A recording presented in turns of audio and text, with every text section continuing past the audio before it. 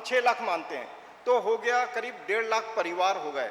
1.5 लाख परिवार यदि 100 रुपए भी जमा करता है हर एक परिवार, तो 1.5 करोड़ रुपए होते हैं। तो हम इससे कहीं पर भी काउंसलिंग सेंटर, चाहे इंदौर हो, नागपुर हो, जहाँ बच्चे पढ़ने जाते हैं वहाँ पर हम कर सकते हैं। तो ये कोई बड़ी बात नहीं है। और 100 रुपये कोई बड़ा अमाउंट है क्या? बच्चों से पूछता हूँ मैं, क्यों बच्चों 100 रुपये लगता है तुम्हें कोई बड़ा अमाउंट है एक परिवार के लिए? हाँ या ना, जोर से बोलो। नहीं ना।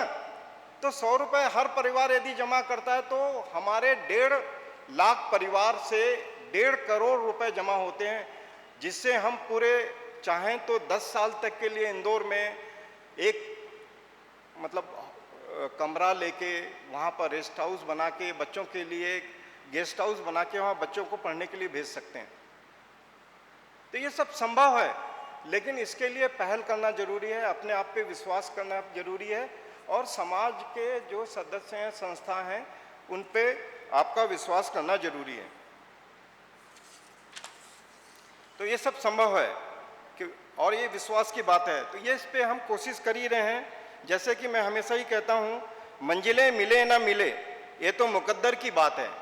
मंजिलें मिले या ना मिले ये तो मुकद्दर की बात है। हम कोशिश ही ना करें यह तो गलत बात है। तो कोशिश हमें करते ही रहना है, क्योंकि कोशिश कर हल निकलेगा, आज नहीं तो कल निकलेगा। अर्जुन के तीर सा सद मरुस्थल में भी जल निकलेगा। अर्जुन ने आखिरी समय में भीष्म पितामह को मरुस्थल में ही पानी पिलाया था तीर लगा के। मैं इस कार्यक्रम के लिए जो हमारे विकास संस्था नागपुर के सभी सदस्य, ज्योति प्रगतिशील क्रांति ज्योति संस्था के सभी सदस्य, महिला नागपुर समिति के सभी सदस्य, जिन्होंने बहुत मेहनत की इस प्रोग्राम के लिए और अपना बहुमूल्य समय दिया, उन सबका मैं आभारी हूं, क्योंकि उनके सहयोग के बिना यह संभव नहीं था। इस कार्यक्रम को करने के लिए हमारे बहुत सारे सदस्यों ने, बहुत सारे लोगों ने, समाज के जो अच्छे जगह पे कार्य कर रहे हैं, उन्होंने अपने सब एक दान स्वरूप कार्यक्रम में अपना कुछ रोजगार सहयोग राशि दी थी, और वो भी खुले दिल से। मैं उनका भी तहे दिल से आभारी हूँ, क्योंकि उनके सहयोग के बिना यह कार्यक्रम संभव नहीं था। मैं, मेरे बड़े भाई साहब जो मेरे सलाहकार हैं, मेरे लिए उत्प्रेरक की भूमिका निभाते हैं और हमेशा मुझे प्रोत्साहित करते हैं। आज वो इस कार्यक्रम में नहीं आए हैं, और उनका पिछली बार भी स्मारिका बनाने में बहुत ज़्यादा योगदान था, उनका भी मैं बहुत आभारी हूँ। आभारी हूँ मैं अपने परिवार का, मिसेस वैशाली कावरे, हाथ उठाएं, परिमल कावरे और तेजस कावरे, जिन्होंने हमेशा मुझे प्रोत्साहित किया है। तो इतना ही कह के मैं अपना जो आगे के कार्यक्रम के लिए मैडम श्वेता सेलगांवकर को बुलाता हूँ। धन्यवाद।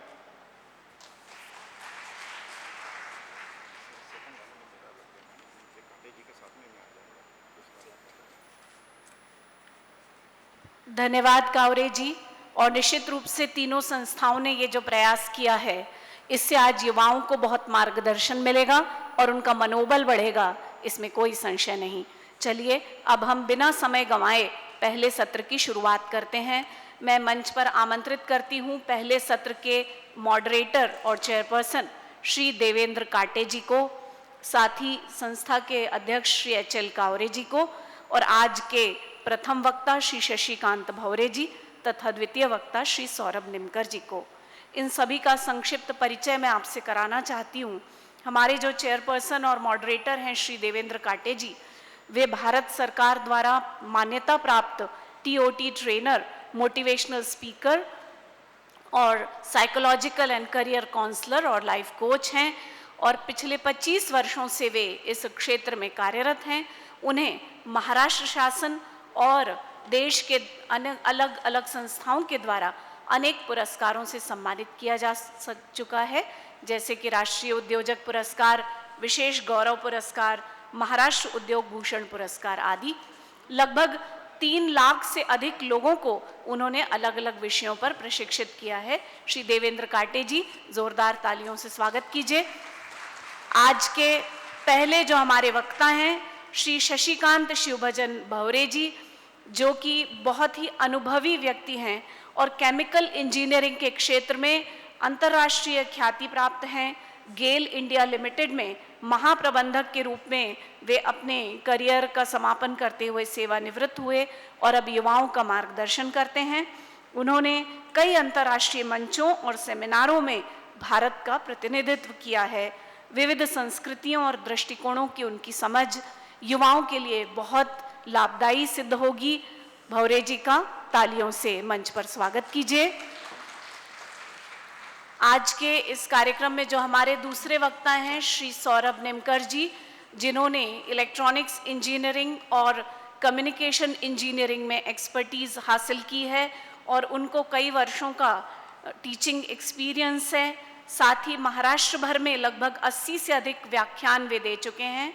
महाराष्ट्र गवर्नमेंट के स्मार्ट सिटी मिशन के आप एडवाइज़र हैं और कॉरपोरेट और एजुकेशनल फर्म्स के सर्टिफाइड ट्रेनर हैं। डॉक्टर सौरभ निमकर जी का भी इस मंच पर हार्दिक स्वागत है। तो पहले सत्र की शुरुआत करते हैं। श्री शशिकांत भवरे जी हमारा मार्गदर्शन करेंगे। उनका विषय है अपने लक्ष्यों को प्राप्त करने के लिए युवा व्यक्तियों को सशक्त बनाने और प्रेरित करने के लिए रणनीतियाँ, strategies for empowering and motivating young individuals to achieve their goals. Over to you, Bhavre ji.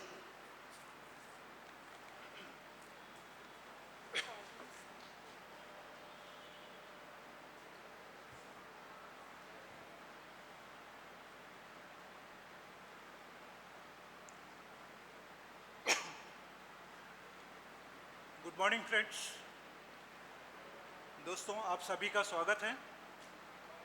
Presentation में हम ये कोशिश करेंगे कि लक्ष्य का क्या महत्व है, लक्ष्य की परिभाषा क्या है, लक्ष्य कैसे बनाएं और लक्ष्य को पूरा करने के क्या फ़ायदे हैं और लक्ष्य प्राप्त करने के लिए आगे क्या करना है, क्या योजना बनानी है।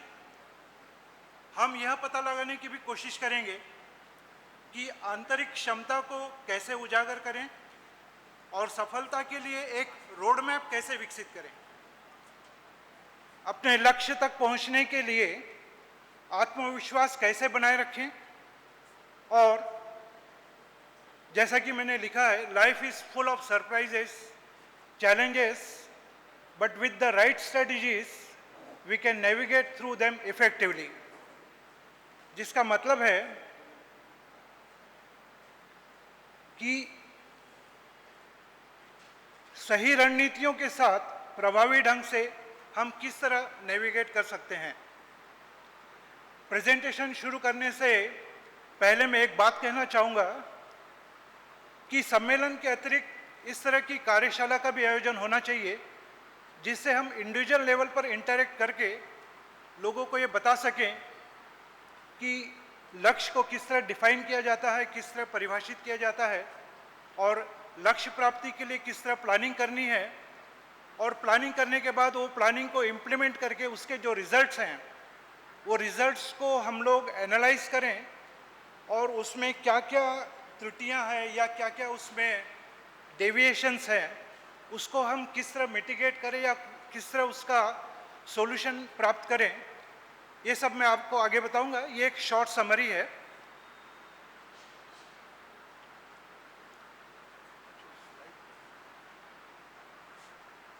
हाँ, तो ये बेसिकली मैंने इंग्लिश में तैयार किया था, फिर बाद में जब मुझे ये लगा कि इसको हिंदी में प्रस्तुत किया जाना चाहिए तो ये स्लाइड्स तो मैं चेंज नहीं कर पाया, तो मैं आपके लिए ये I will read this slides for you. Direction and purpose. Goal provides a clear path and reason for your actions, guiding you towards what you want to achieve. दिशा और उद्देश्य, जिस तरह आपका शिक्षक आपका मार्गदर्शक है, उसी तरह लक्ष्य भी आपका मार्गदर्शन करते हैं और आपके कार्यों के लिए एक स्पष्ट मार्ग और कारण प्रदान करते हैं। दूसरा पॉइंट जो है, ये गोल के इंपॉर्टेंस के बारे में बताया जा रहा है। दूसरा पॉइंट जो है वो फोकस एंड एनर्जी। आपका जो फोकस है और जो कुछ भी आपकी एनर्जी है, वो अब आपके जोश है, आपके रिसोर्सेस हैं, they help concentrate your efforts ensuring you allocate resources effectively towards your objective। एक बार आपका गोल डिफाइन होने के बाद आपके पास जो भी रिसोर्सेस हैं, जैसे आपके फाइनेंशियल रिसोर्सेस हैं, आपके और भी कई प्रकार के जो भी रिसोर्सेस हैं, उसको आप गोल के डायरेक्शन में किस तरीके से उसका यूज़ करें, उस बारे में हम डिस्कस करेंगे। तीसरा है confidence and self esteem. Achieving goals boost belief in your capability and enhance your self worth। Goal define करने के बाद एक बार जब आप गोल अचीव कर लेते हैं, तो उस समय आपका एक कॉन्फिडेंस और एक सेल्फ स्टीम जिसे कहते हैं, एक आत्मविश्वास, वो बढ़ता है। ये किस तरह बढ़ता है? जैसे अब आपने कुछ अचीव कर लिया गोल, उसके बाद में सोसाइटी आपको बताती है, सोसाइटी आपके और दिखा के कहती है देखो उसने अचीव कर लिया ना। यानी इस तरीके से आपका एक कॉन्फिडेंस भी बढ़ता है जब आप किसी गोल को अचीव करते हैं। चौथा पॉइंट है motivation and growth. Growth inspire you to expand your knowledge and skill during personal development. एक बार जब आप अपना लक्ष्य निर्धारित कर लेते हैं, तो आप फिक्स कर लेते हैं कि मुझे यही बनना है। और जब आपने फिक्स कर लिया कि मुझे ये बनना है, तो आपका जो भी नॉलेज है, स्किल है, या जो भी आपकी रिसर्च है, उसके लिए एक आपको ड्राइविंग फोर्स मिल जाता है कि मुझे इसी डायरेक्शन में बढ़ना है आगे।